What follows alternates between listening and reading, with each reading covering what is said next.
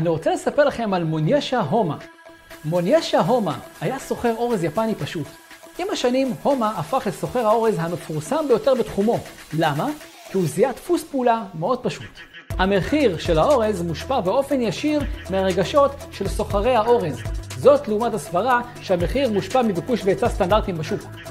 מה שהומה טרח לעשות הוא מיפוי מקיף של השינויים של מחיר האורז, והעלה אותו פשוט על הגרף.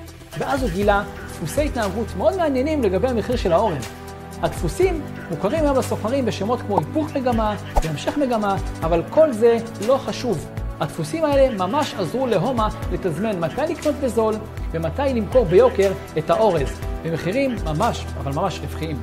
תחשבו על זה, הסוחר הפיקח הזה פיתח שיטה למסחר רווחי דרך מיפוי גרפי, שבסופו של דבר הוא תרגום פשוט של נתונים היסטוריים לתוך גרף של מחירים.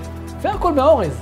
אז שיטת הניתוח נרות היפנים שיחקה לטובתו של מוניישה, והוא זה ששלט ביד רמה על שוק האורז. טוב, נסחפתי כולה האורז, מה שלט עכשיו ביד רמה? אבל כשנפתחה הבורסה היפנית בשנת 1870, שיטת הנרות היפנים של מוניישה תפסה תאוצה והייתה לחלק בלתי נפרד מהמסחר. אגב, אחרי הרבה שנים, סטיב נילסון, אנליסט אמריקני, כתב ספר על ניתוח בעזרת נרות יפנים, ספר שגרם לסוחרים בעולם לנתח על פי הנרות האלו ולימד אותם איך להרוויח מהם כסף אם רק ניתחו אותם נכון. עכשיו אני רוצה להדגים לכם מספר פעולות פשוטות שאפשר לעשות דרך נרות יפנים ודרך תבניות שלהם, אבל קודם כל, בואו בכלל נראה מה זה נרות יפנים. אז עכשיו בואו נבקיר מה זה בכלל נרות יפנים. נרות יפנים בעצם מראים לנו את התנועה של המחיר ברזולוציה של זמן מסוימת. למשל, אם אנחנו בוחרים כאן שכל נר מייצג לנו יום, אז נר כזה הוא היום מסחר האחרון שהיה. נר יפני ירוק אומר שהמחיר עלה באותו היום. זאת אומרת, הוא פתח כאן בנמוך של הגוף וסגר כאן בגבוה של הגוף.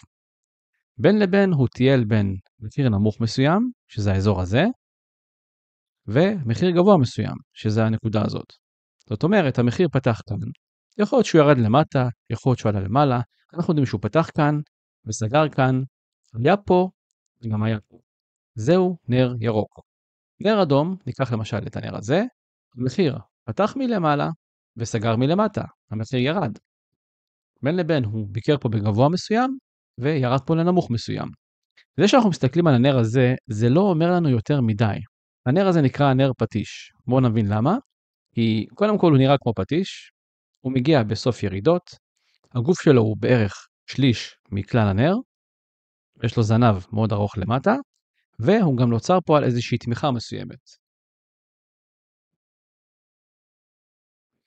זאת אומרת, יש לנו גל של ירידות, בלימה, המחיר הרי פתח כאן, ירד עד למטה, זאת אומרת באו כאן מוכרים, הורידו את המחיר, אבל אז המחיר עלה את כל הדרך עד לכאן, וסגר פה למעלה. זהו בעצם נר שמאותת לנו על היפוך מגמה מירידות לעליות, כמו שתוכלו לראות כאן. שוב, חוכמת הבדיעבד, אבל רק בשביל להדגים לכם איזושהי תבנית מסוימת של נר יפני. אז מה שצריך להבין זה שנר אדום אומר שהמחיר ירד באותו פרק זמן, ונר ירוק, המחיר עלה באותו פרק זמן. יש הרבה מאוד תבניות של נרות יפנים, למשל התבנית הזאת, יש לו פה עלייה רצינית, יש פה נר ירוק, נר אדום ועוד נר אדום בפסגה, יש לנו פה סוג של כוכב ערב, אם נסתכל אחורה, אם יש פה בכלל התנגדות, זה עוד יותר ישרת אותנו, וזה בעצם היפוך מעליות לירידות.